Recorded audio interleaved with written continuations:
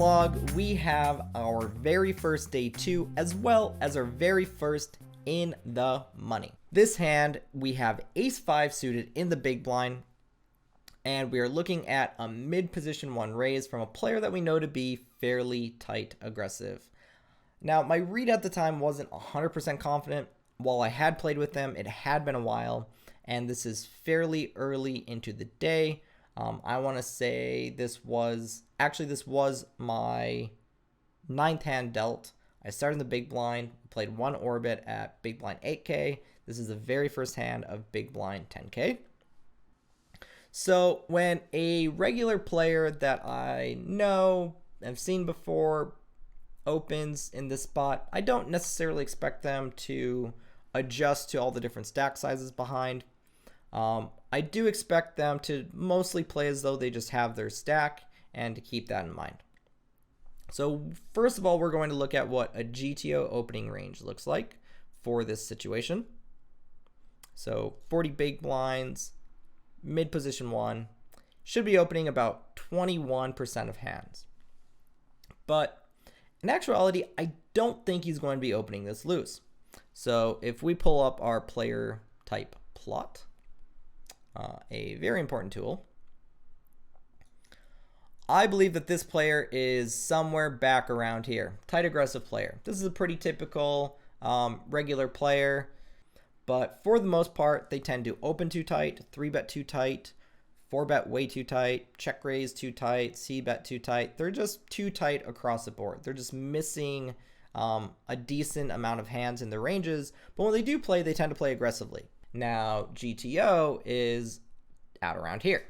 So if theory is supposed to open 21.39% of hands here, in actuality, I would guess that this player is opening closer to like 15%. Yeah, maybe right around, I guess maybe right around here, about 18% of hands, give or take a little bit. So let's say he's opening around 18%. It's a little bit tighter than theory, but maybe not so significantly tighter than theory, but definitely a little bit tighter than theory. The more confident I am that he's opening tighter than theory, then the less fold equity, if I shove, I'm going to have. So to figure out what I'm supposed to do pre-flop here, we're actually going to do some old school poker math, or old school to me at least. This has been one of the methods that I've used for solving these pre-flop spots for a very long time. So just some pretty basic math.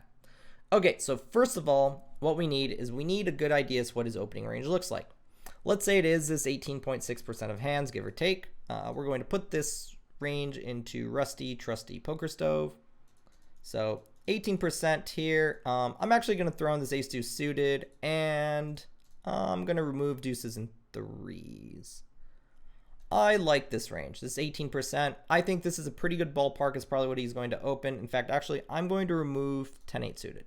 So the 17.6%. I think this is a pretty good ballpark for what his opening range probably is here. Okay, so opening range here, 17.6% of hands. So this is his opening range. Now, what range of hands do we think he's going to call our shove with?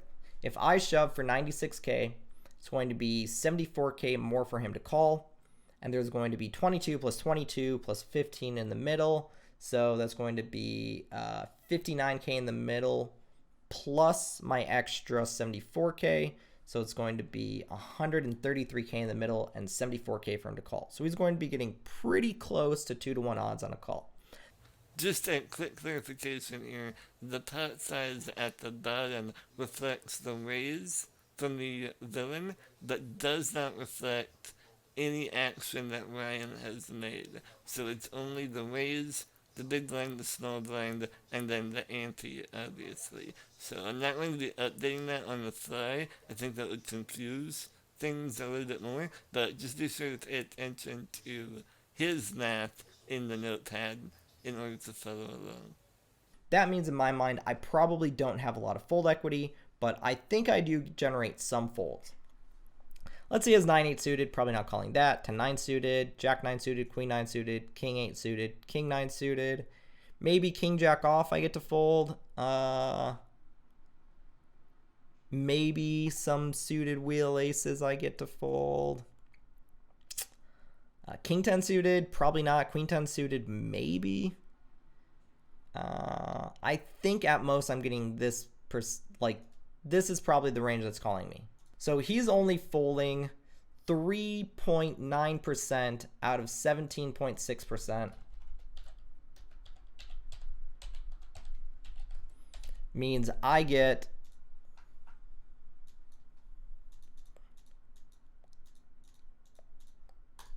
only 22% fold equity.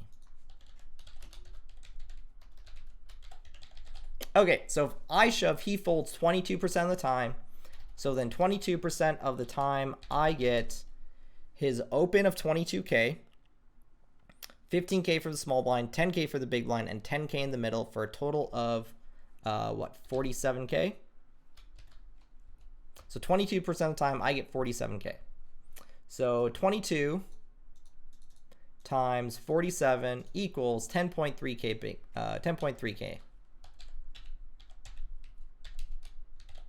So when he so from full equity, I am plus 10,000, or I get 10,300.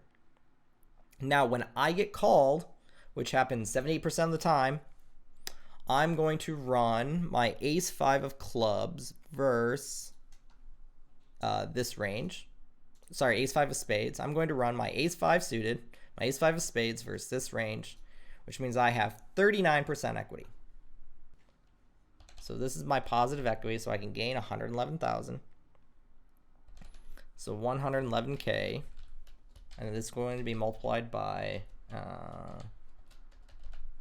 my equity, which is 39%. Been a little while since I've done this. Yeah, no shit. I just edited out 5 minutes of you doing math backwards and then upside down, and then somehow we entered the matrix, left the matrix, entered the black hole, and now I'm stuck in this time loop of fold equity and actual equity. So, thank you for driving me completely insane, Ryan LaPlante. And then I'm going to risk, that's what the minus sign is for. We're going to risk 86K. And we risk this 61%. And then all of this only happens 78% of the time. Well, not only, it happens a lot. Okay, so this is the called equity part of the equation. So then the full part of the equation is going to be this above plus that 10.3K. So 39% times 111, I mean, that's essentially 44K, but let's 0.39 times 111, 43.3 minus, this number is almost always a negative number. And then 86 times 0.61 is 52.4. And then this is multiplied by 78%, because that's the percentage of time that it happens. So 43.3 minus 52.4 times 0.78 equals minus 7.1K. So then the final part of the equation is 10.3. It's supposed to be 10.3 plus, but since this is a negative number, it's 10.3 minus 7.1 equals plus 3.2K. So if I go all in right now with my ace 5 of spades, I will profit 3,200 chips, or 0.32 big blinds. Not a very profitable jam. However, if I call, the likelihood that my call is more profitable than 3,000 in chips is incredibly, incredibly, incredibly high. The reason being is if I flop an ace, I'm going to be making a lot of chips. If I flop a 5, I'm going to be making a lot of chips. If I flop a straight draw, if I flop a flush draw, in each of these different types of situations, I'm going to have very, very, very profitable situations. So let's say instead, this spot's actually kind of weird in that the deeper effective we are to a decent degree, since I start gaining a lot of fold equity, you know, if I shove 13 bigs here, instead of him having 13% calls, he might only have 8% or 7% or even 6.5%. So if I had, say, 15 big blinds here, I'm definitely taking the shove because I think I generate a lot of fold equity. And I know it's kind of hard to see from this equation, but the actual most important aspect of this equation is the fold equity portion. The higher your fold equity is, and the more significant portion of your stack you gain by going all in, the more profitable of a situation you're going to have. So while the portion of your stack equation, what you gain when your shove gets through, is really important, the higher this fold equity is, then the lower the percentage this number, what happens when you get called, is multiplied by. And that's why it is so important in these pre-flop shove spots to have a lot of fold equity.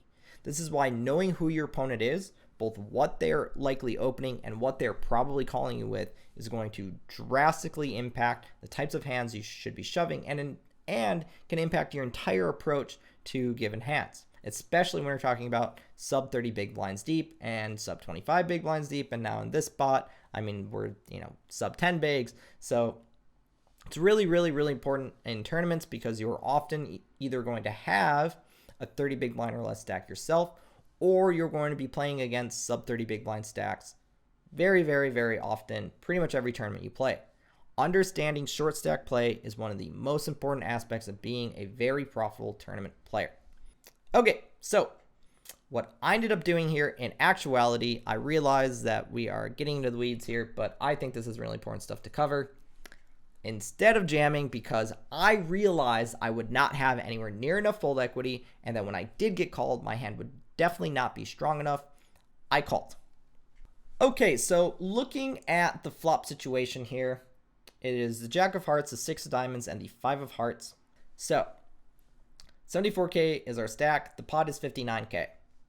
In the hand, in game, I just checked, and he bet 26K. Do we think he's betting all of these types of hands? I kind of think he is. And I think when he does bet them, I'm now probably getting called a decent amount of the time by his ace highs, but I still think I'm getting this king queen off to fold. So I think I lose some fold equity. Maybe he folds about, we'll call it 5% of the time. So 5 out of 17 folds about 30% of the time, but now the pot size isn't 29K. This pot size is now plus 26 to it, so it's 85K in the middle. And I'm getting 29% fold equity on this 89K, and I'm only risking 74K in order to get this. And then when I am called, I'm actually going to gain equity since I'm now getting called by these ace highs that I'm in very good shape first. I'm now going up to 38% equity, which is a pretty nice amount of equity. So we're going to do this math really quick, but essentially 29% of 85K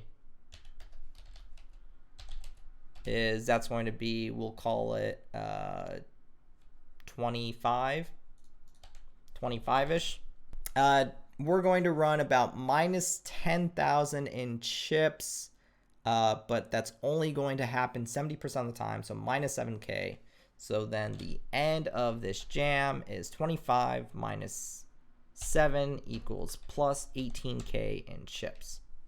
That means our shove is making 18K on our 74K stack. That is a very, very, very large and profitable edge. I very happily stuck it in, and I lost to the Queen Jack of Diamonds. I'm pretty sure in this case, just to be a little results oriented, if I shove pre-flop, he was definitely calling that. So it didn't matter how I played this. Either way, I was going broke. I hope you have been enjoying this so far. Thank you very much for watching. Stay safe and healthy out there, and best of luck at the tables.